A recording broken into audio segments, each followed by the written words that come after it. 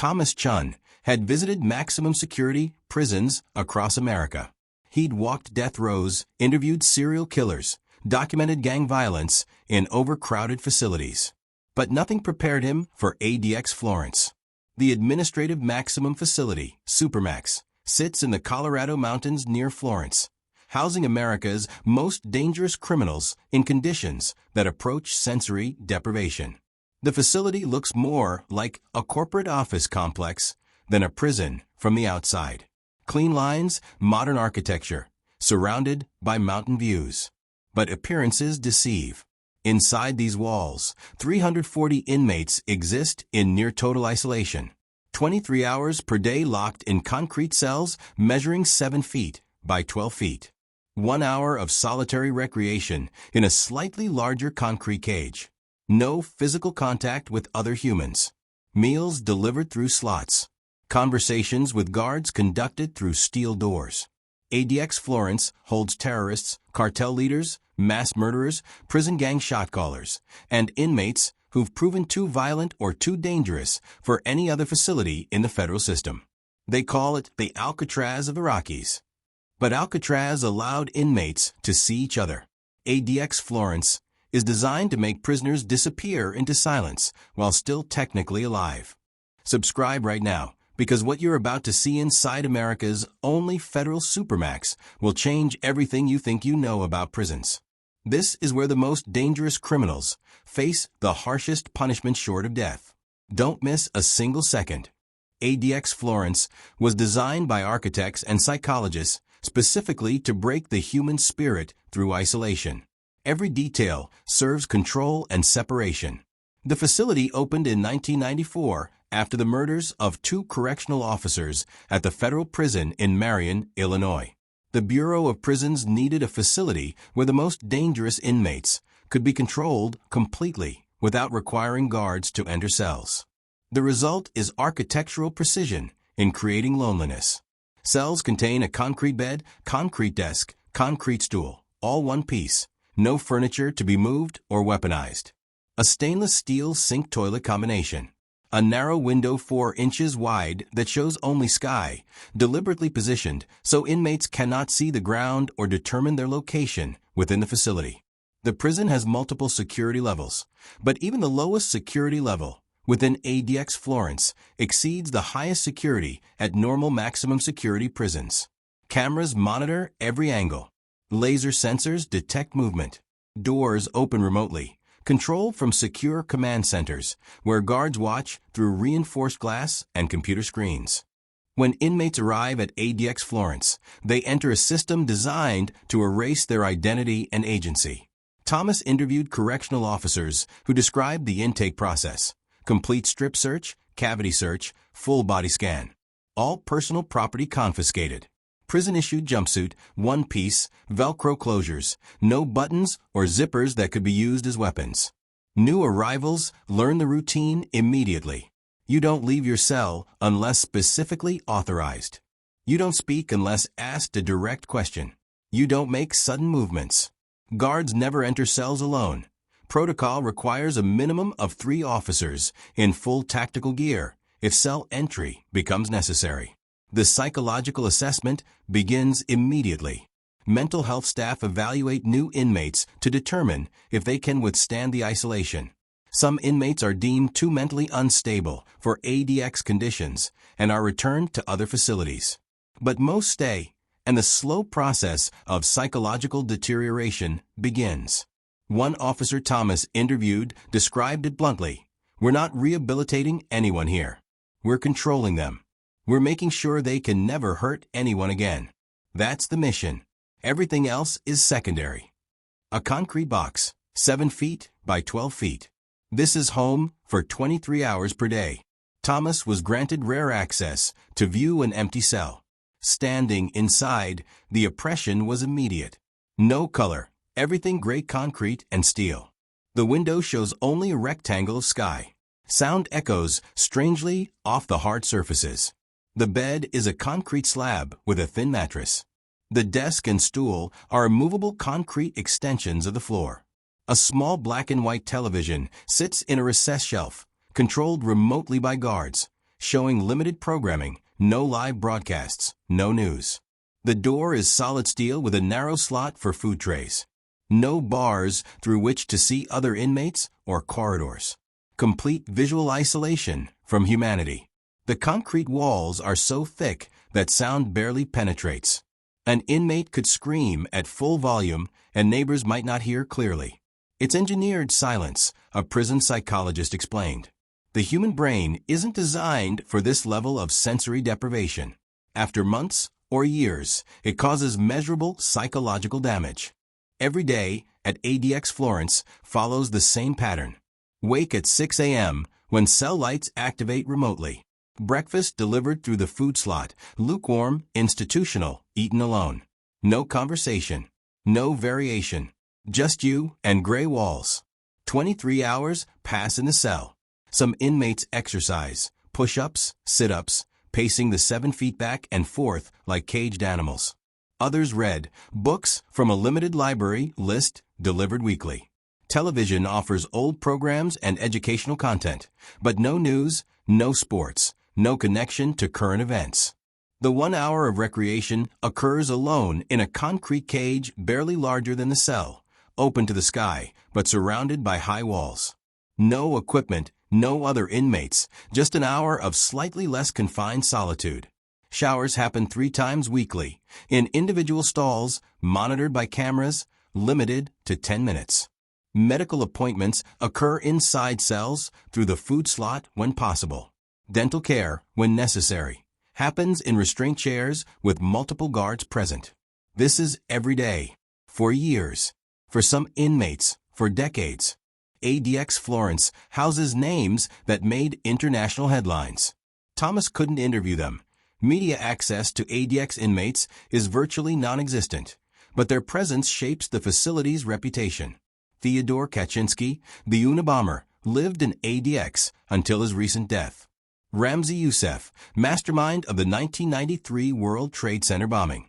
Zacharias Moussaoui, the 20th hijacker connected to 9/11. Terry Nichols, Oklahoma City bombing conspirator. Robert Hansen, FBI agent turned Russian spy. Jakar Tsarnaev, Boston Marathon bomber. Mexican drug lords who ran cartels from prison. Mob bosses who ordered hits from behind bars. Gang leaders who controlled criminal enterprises nationwide. Every inmate considered too dangerous, too influential, or too violent for regular maximum security facilities. These aren't people who made mistakes, a Bureau of Prisons administrator explained. These are individuals who've demonstrated they'll kill, recruit, or organize violence even from inside prison.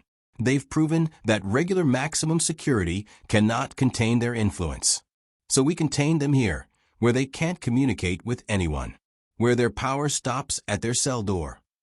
Dr. Craig Haney, a psychologist who studied Supermax confinement, testified before Congress that prolonged isolation causes predictable psychological damage. Hallucinations, paranoia, inability to concentrate, memory loss, violent fantasies, suicidal ideation. Thomas reviewed studies showing that inmates in extended solitary confinement, even those without prior mental illness, develop symptoms within months. After years, the damage can be permanent. The brain physically changes in response to lack of social stimulation. ADX Florence has a mental health unit, but it's still isolation, just with slightly more psychiatric monitoring. Inmates with severe mental breakdowns might be transferred to federal medical centers, but many remain at ADX, deteriorating slowly. One former correctional counselor told Thomas, "You watch them fade. Month by month, year by year. They start talking to themselves. They can't maintain conversations when you do speak with them. They lose their grip on reality. But legally, they're receiving adequate care. The courts have upheld it. The human brain requires social interaction. ADX Florence denies that fundamental needs systematically, deliberately, as punishment and control. All communication with the outside world flows through ADX Florence's mailroom. Letters are screened, copied, analyzed for codes or threats. Some are rejected entirely. Phone calls are rare, heavily monitored, and must be approved weeks in advance. Email doesn't exist. Thomas observed mail processing. Staff examine every letter with equipment checking for contraband. Drugs soaked into paper, invisible writing, microscopic messages. Any suspicious communication triggers investigation. Many inmates' male privileges are severely restricted or eliminated entirely. For inmates, these letters are lifelines to humanity. Family members writing faithfully, sometimes for decades, to sons or fathers who will likely never be released. Some inmates receive religious materials or legal documents. Others receive nothing. Family abandoned them years ago, or they've been isolated so long that everyone they knew outside has moved on or died. The mailroom staff handle thousands of letters monthly, each one representing someone's attempt to maintain connection across the most extreme isolation America's prison system can create. ADX Florence faces constant legal challenges. Human rights organizations argue that prolonged solitary confinement constitutes cruel and unusual punishment. Lawsuits claim the conditions violate international human rights standards.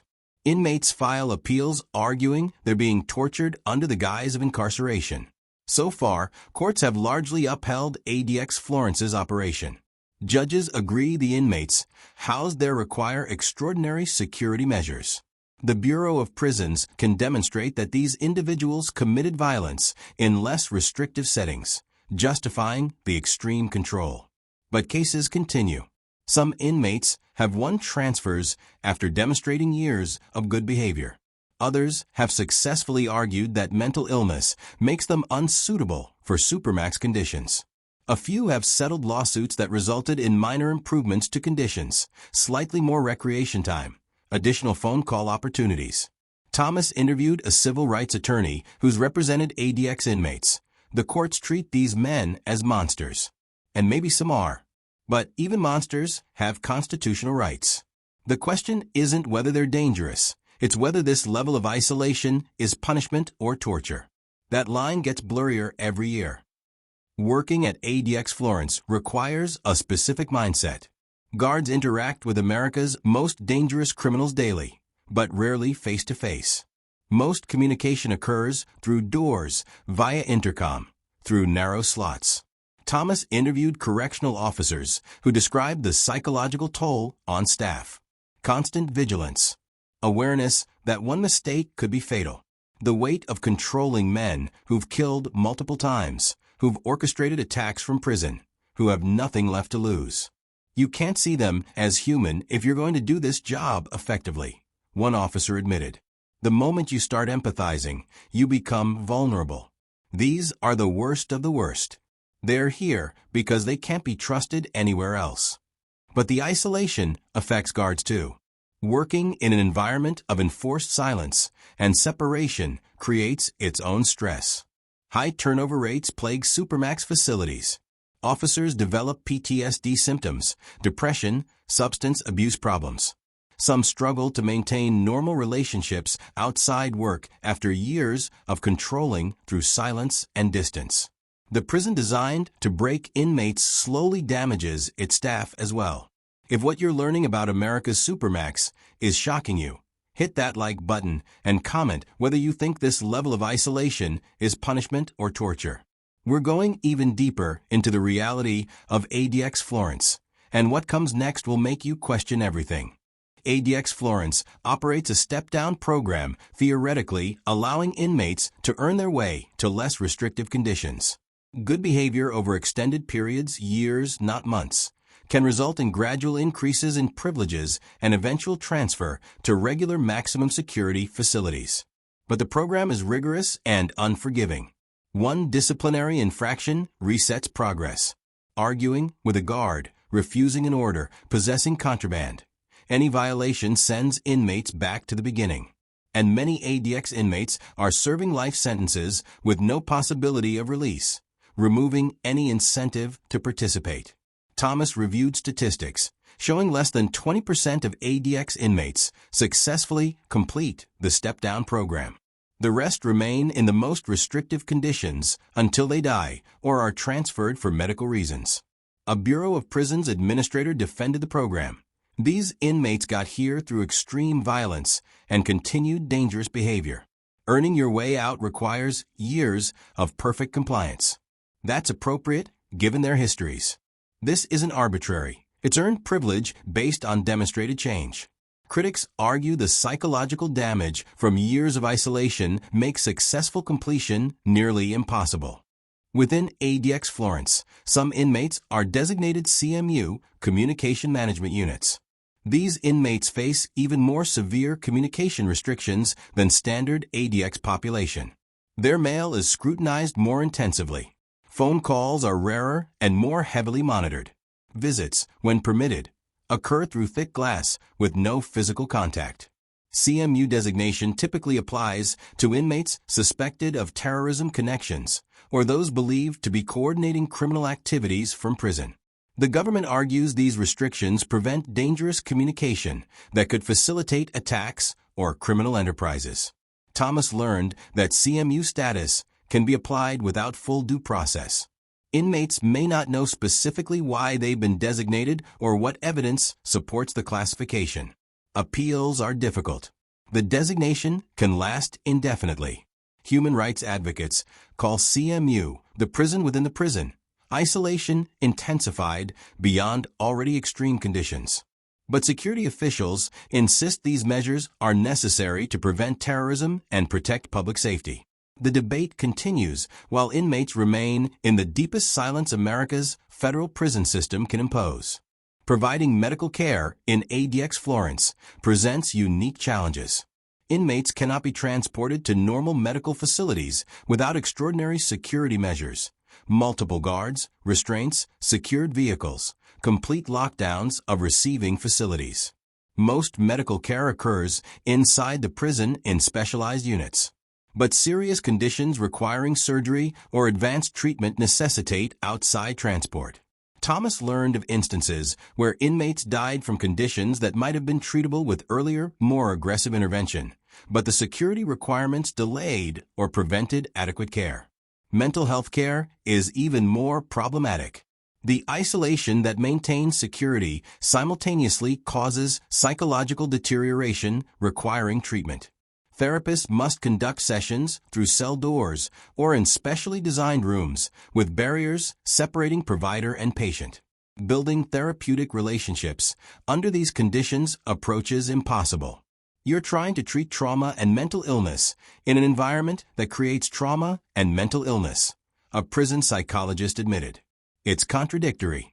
We do what we can, but the setting undermines treatment. The isolation is the problem, but we can't eliminate isolation without eliminating the prison's entire purpose. Food at ADX Florence serves multiple purposes: nutrition, control, and leverage. Meals are carefully calculated to meet minimum dietary requirements, but offer no pleasure, no variation, no cultural accommodation beyond religious restrictions. Breakfast might be cold cereal and milk. Lunch is a sandwich and chips. Dinner is a small protein portion with vegetables.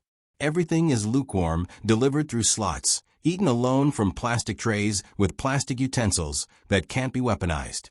Inmates on good behavior may purchase limited commissary items, candy bars, chips, instant coffee, from restricted lists. But this privilege can be revoked for any infraction. Food becomes one of the few variables in an otherwise completely controlled environment. Thomas observed meal delivery.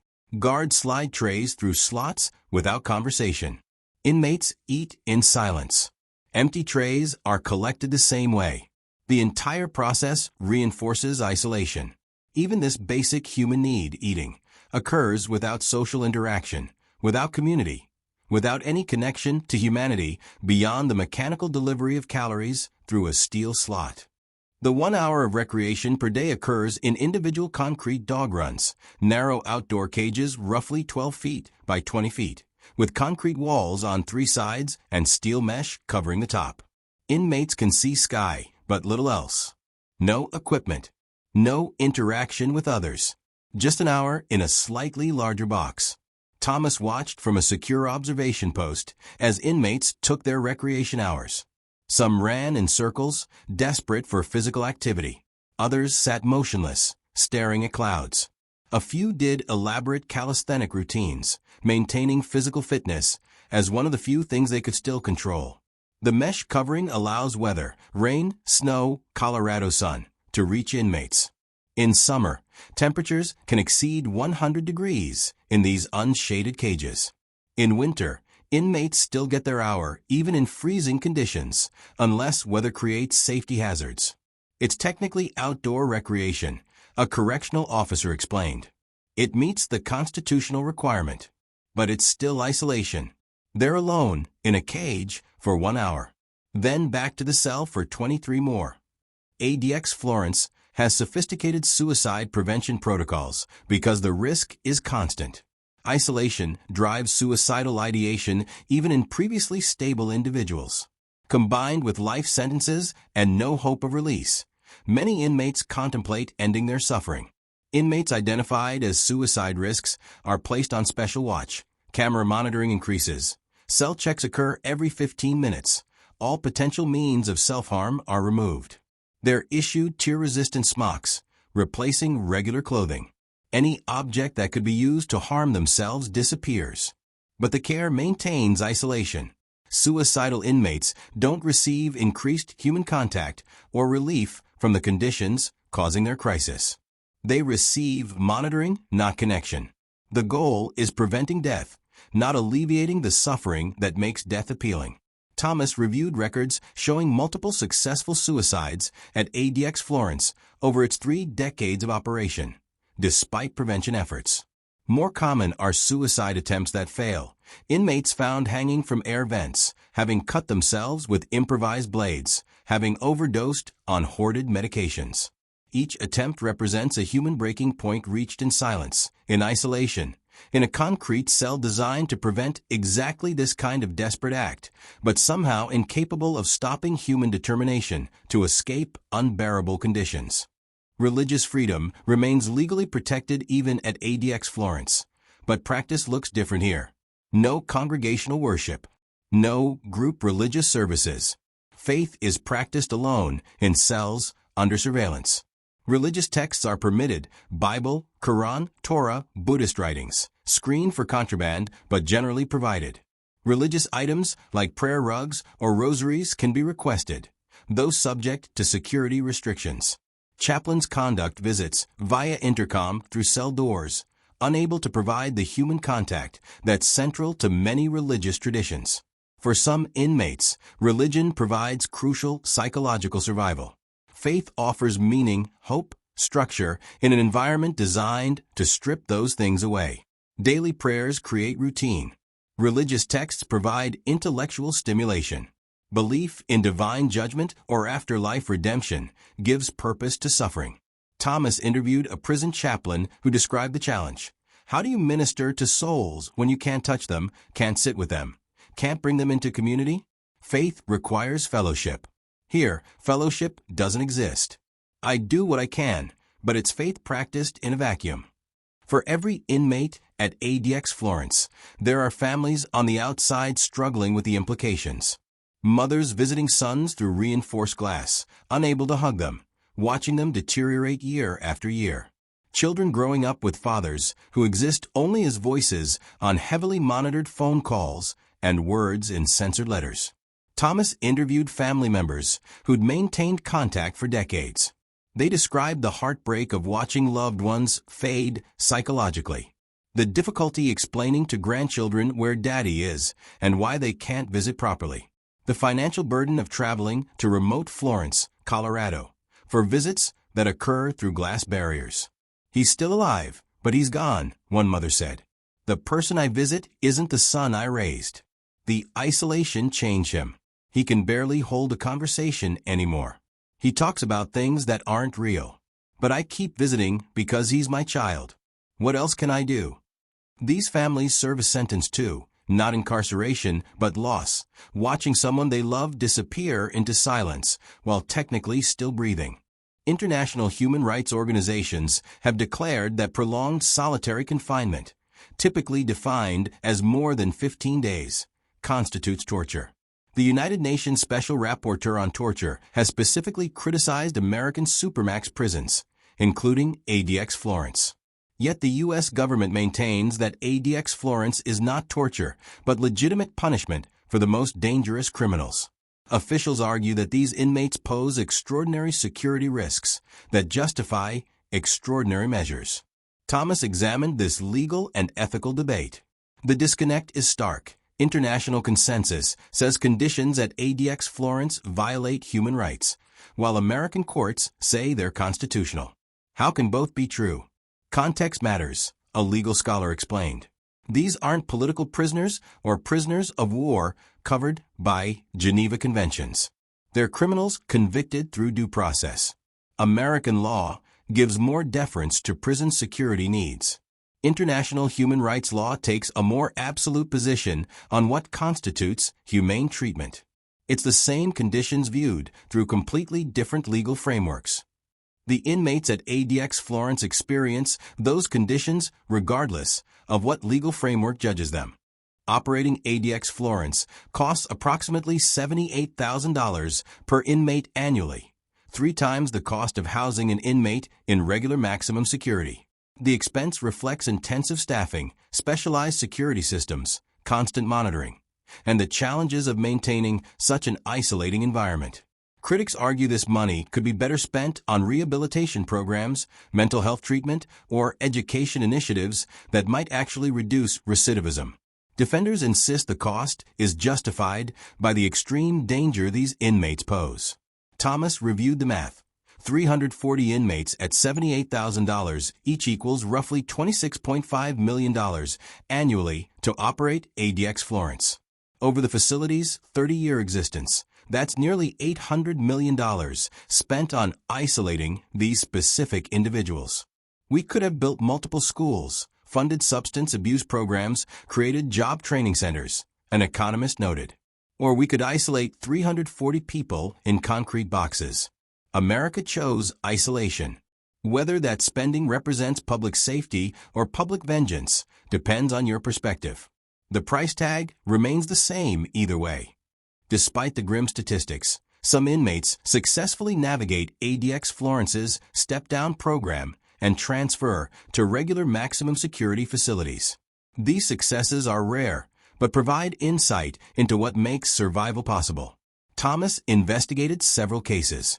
Common factors emerged: strong family support maintaining connection, religious faith providing purpose, legal hope, appeals and process, possible sentence reductions, and ironically, previous experience with solitary confinement that prepared them psychologically. One former ADX inmate now at another facility described his strategy. I created routines. Exercise at 6 a.m., reading 8 to 10 a.m., letters to family 2 to 4 p.m., every day the same. I didn't think about how long I'd been there or how long I had left. Just that day. Complete that day without violation. Then, the next day. One day at a time for 9 years. His transfer came after 9 years of perfect compliance. He's now at a regular maximum security prison, able to interact with other inmates. It feels like freedom, he said, even though I'm still locked up. Inmates die at ADX Florence from natural causes, suicide, and medical conditions exacerbated by isolation. Some have served decades before dying in their cells, never experiencing human touch again after entering the facility. Thomas reviewed death records. Natural deaths from age or illness were most common. But documentation also revealed suicides, deaths from untreated or inadequately treated medical conditions, and deaths where cause was listed as natural. But circumstances suggested isolation played a role. Inmates who essentially gave up, stopped eating, allowed themselves to fade away. When inmates die at ADX Florence, bodies are processed through the prison system. Families can claim remains if they choose. Some do, conducting funerals for men they hadn't seen in years, saying goodbye to people who'd become strangers long before death. It's a tomb for the living, a prisoner's rights advocate said. Some inmates will die there. They'll never leave except in body bags. That's the reality.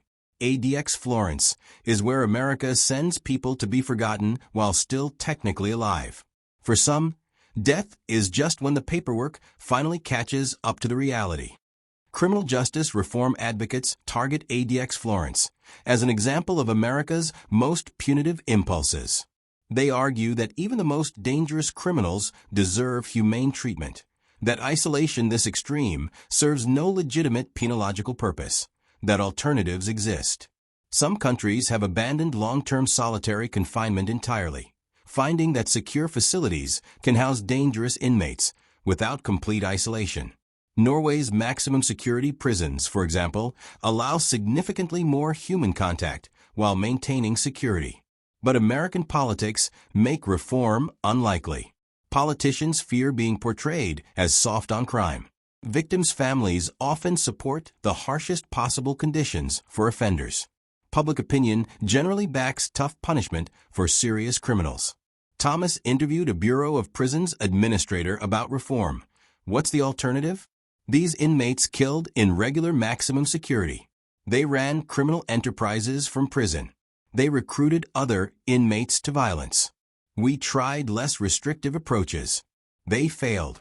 ADX Florence exists because everything else didn't work.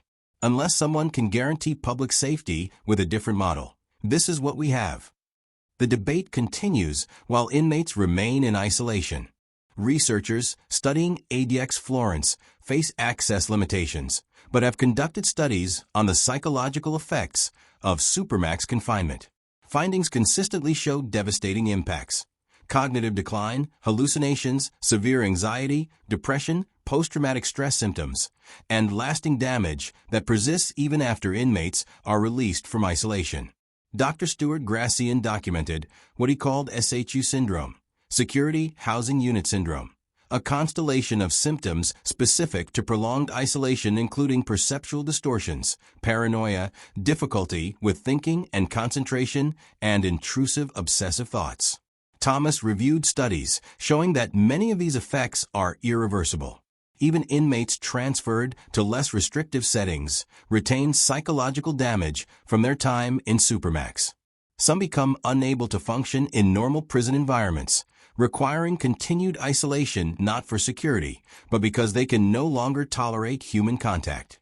We're conducting a decades-long experiment on human psychology, one researcher said. The results are clear. Extended isolation causes permanent damage. The question is whether we care. So far, the answer appears to be no. Thomas's tour concluded after 3 days of limited access. Walking out of ADX Florence into Colorado sunshine, the sensory contrast was overwhelming. Sound, traffic, birds, wind.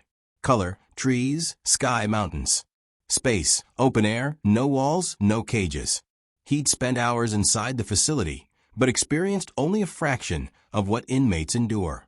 His time was temporary, voluntary, with certain exit. Theirs is permanent, mandatory, with no guarantee of leaving except through death or transfer they cannot control. Driving away, Thomas watched the facility shrink in his rearview mirror. It looked innocuous from outside, modern, clean, orderly. Nothing suggested the human suffering concentrated within those walls. 340 men living in silence, in isolation, in concrete boxes, year after year after year. The question haunted him. Is this justice? Is this what punishment should look like in a civilized society?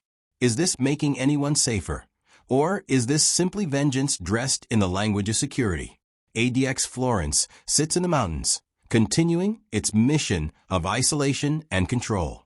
The inmates inside face another day identical to yesterday, identical to tomorrow, an endless succession of silent hours in concrete cells, disappearing slowly into America's harshest punishment short of death.